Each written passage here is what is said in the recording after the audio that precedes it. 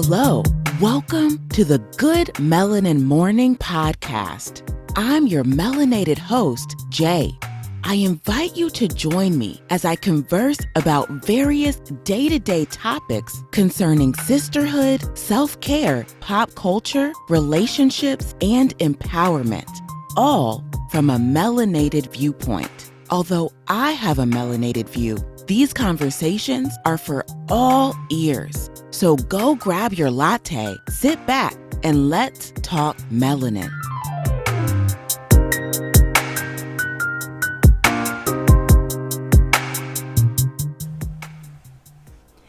Hello everyone, this is Jay from Good Melanin Morning. First and foremost, I would like to welcome each and every single one of you to my podcast, and I want to thank you for coming and listening to me. I'm going to give you a quick rundown of the way my podcast will be set up. Each day, I will post a podcast. I will start the podcast out with culture talk in the beginning, and that's pretty much anything that I've seen on social media, any topics that I may have posted, and I've had some of my friends and family respond to them with their answers. That would be a way I can go about it.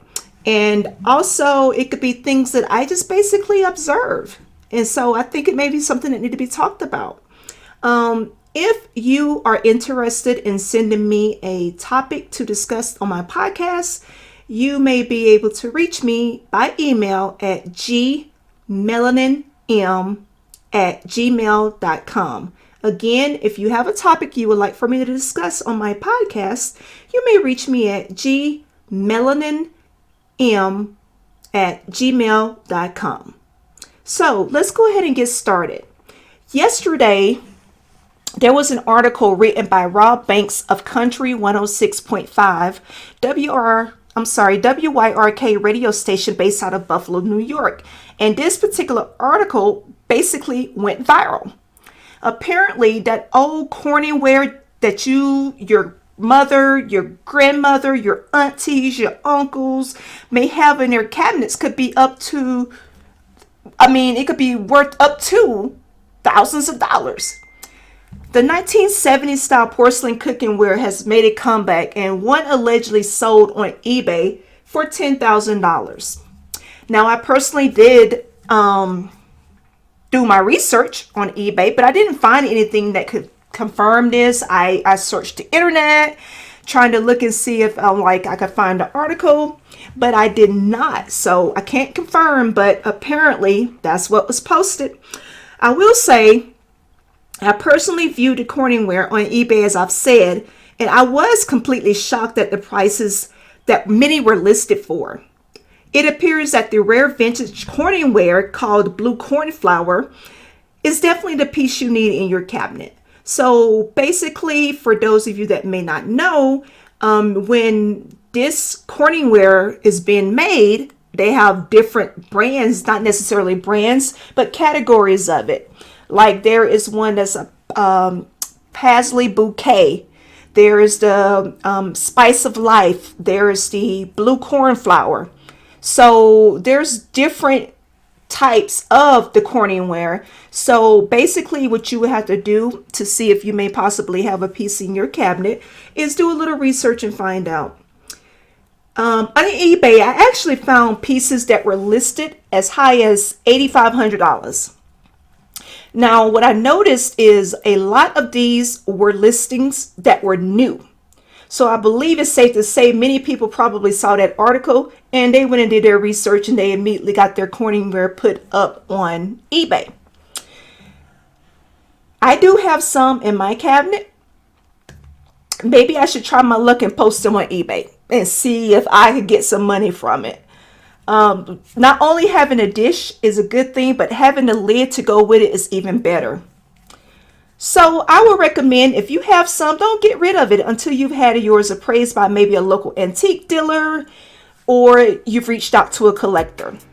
You just may be sitting on a gold mine. So here's my question that I'm going to pose to you. Do you have any of that Corningware that may fit this category? If so, let me know. We'll see what we do with that. So moving right along to our main topic of discussion for today, generational curses, myth or reality. So, do you believe in generational curses? This was a question that I asked via my Facebook page. And here's some of the responses I got from several people from different age ranges to different ethnicities, male, female. Some of the answers were most definitely do. Don't believe in curses, but I do believe in generational habits. No, I think things are passed down through generations. It is possible they can be broken. You have to have the desire to break them. And a part of complacency and not knowing anything. So, what are generational curses? First, let's start with the definition of a curse. A curse is something that's considered to be a reoccurring problem that's based from ill intent upon another person, released through, things of like sin, ignorance, and or rebellion. So basically, for a generational curse, if you just add the ill intent upon a family generation or specific members of the ancestry, there you may have the addition of a generational curse. Let's be a little more specific. Let's say one of your parents is consumed by uncontrollable anger. This may very well become your mindset as well, because as we all know, as a child, your mind is like a sponge. So you are observing, you are absorbing every single thing that you see. So the same concept goes for things like worry, greed, unbelief, and pride. So let's elaborate on pride a little more.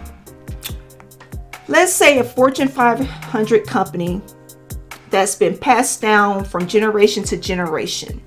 Basically, the males of that generation, they are receiving the company. They're becoming the CEOs of the company. And from the beginning, this particular family have the intent to sometimes be greedy. That they're always like looking for money. They're wanting to get money no matter how they have to get it. They don't care who they step on. They don't care who they step over.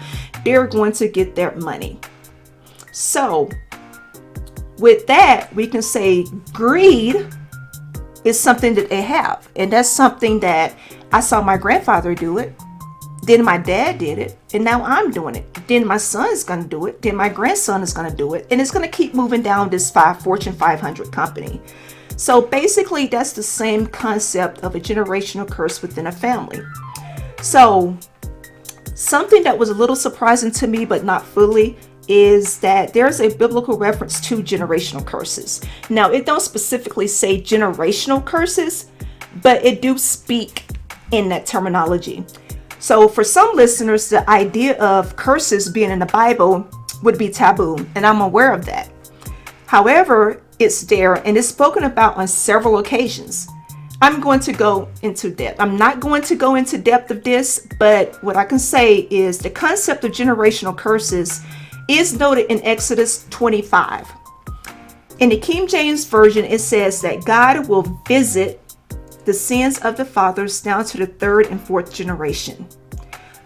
So, of course, as we all know, there's interpretation that goes along with this. To me, I feel it speaks to generational curses.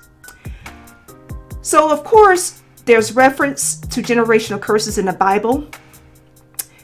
And I need for you to take a moment to think about something. Have you ever wondered why some patterns in your family history seem to be reoccurring in your own life? Have you ever sat and just thought about that? You may have found yourself thinking that there was some trouble happened to you or a situation that happened. And when you were sitting there thinking about it, you realize that, oh, wow, I had an aunt or maybe my mother, someone in my family actually went through that. Strongholds such as anxiety, poverty, illnesses, and addictions are another couple of those that I would like to name that can be considered generational curses. A lot of times we tend to have the thinking or thought process that it's just something that happens. Not necessarily. Yes, some things in life happen, but when you see those same things in life start to be repetitive, at some point you may need to start thinking, maybe this is a generational curse. So pretty much I've explained to you what the take on curses are, generational curses are, and even giving you some examples of what they are. And, we talked a little bit about the biblical reference to generational curses. So the next question is, how would I know if my family may have a generational curse? How do I know if I have a generational curse? Similar to sinful patterns and disruptive behaviors, generational curses can be, they pass through the family line, like we've already said. You can often see cycles of harmful tendencies, like going from one generation to the next. Like I spoke earlier about the Fortune 500 company, about how that greed, it was passed down from generation to generation. Anything from things like suicidal inclinations, self-harm, that kind of stuff can go from parents to children. Abuse of all kinds can also end up, passing through your family. And addictions to alcohol and drugs, that can run in the family. If you have a pattern of marital breakdown, and divorce, that can be traced through the lineage of your family, more than likely that is a generational curse. So one of the first things that doctors do, we're speaking on physical and mental sickness. One of the first things that doctors do is check into your family's medical history, right? If there's anything that may be wrong with you, they may ask, do you have a family history of this? What side is it, paternal or maternal? Or if they're just doing a background on you, your medical history in general, they ask those questions. The reason they ask these questions is because they know that certain types of diseases have a tendency to pass on through the family line, as we all know. But what the doctors may not realize, especially if they're not very spiritual or religious, I should say, they don't recognize that this pattern can actually be a spiritual problem, not just a genetic one. While not every sickness, we all know, is the result of a curse, sickness, disease, and mental torment are all included in the list of curses. I myself found that interesting because I was always thinking, oh, it's just life. It happens. Even things down to you having debt, you automatically think it's life. It happens. You find some reason other than thinking that it may be a curse that's causing these to happen to you. Diseases such as cancer and like heart disease, mental health issues of depression, the bipolar disorders, the anxiety problems, with barrenness or miscarriages, these all can be passed through family line and be inherited. And again, it can fall up under the category of generational curses.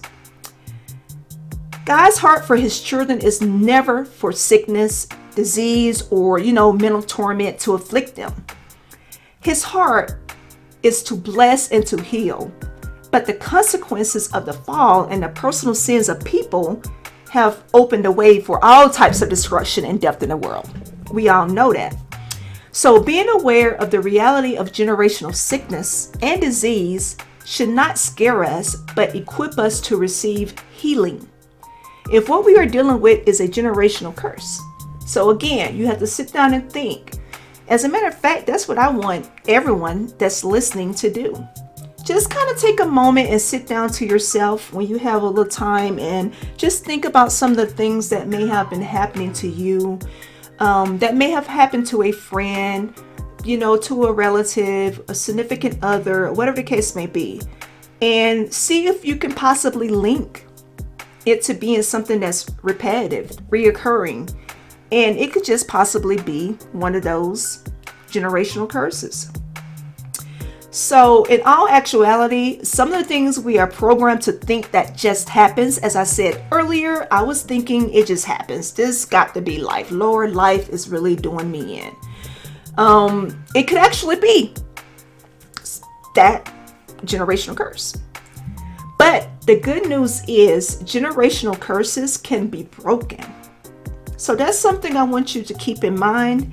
And if you want to know how, I invite you to tune in to my podcast for tomorrow, which will be over breaking generational curses. So again, I would like to thank each and every single one of you for joining my podcast. Please make sure you share. If you find this information interesting, if you find it empowering, if you find it anything, if it's enlightening you or whatever the case may be, please make sure you share the podcast. You can also find me on Spotify up under Good Melanin Morning. And I'm also currently looking into getting on iTunes. So you can also review any of the podcasts recorded on my YouTube channel at Good Melanin Morning. And you can also visit my blog website at goodmelaninmorning.com. Again, I'm your host, Jay, with Good Melanin Morning, and I'm looking forward to seeing you, or should I say, talking with you tomorrow. Goodbye. Thank you for listening. I hope you enjoyed our conversation. If so, please make sure to keep up with us on Facebook and Instagram at Good Melanin Morning. Before you go, always remember, it's a great day to be melanin.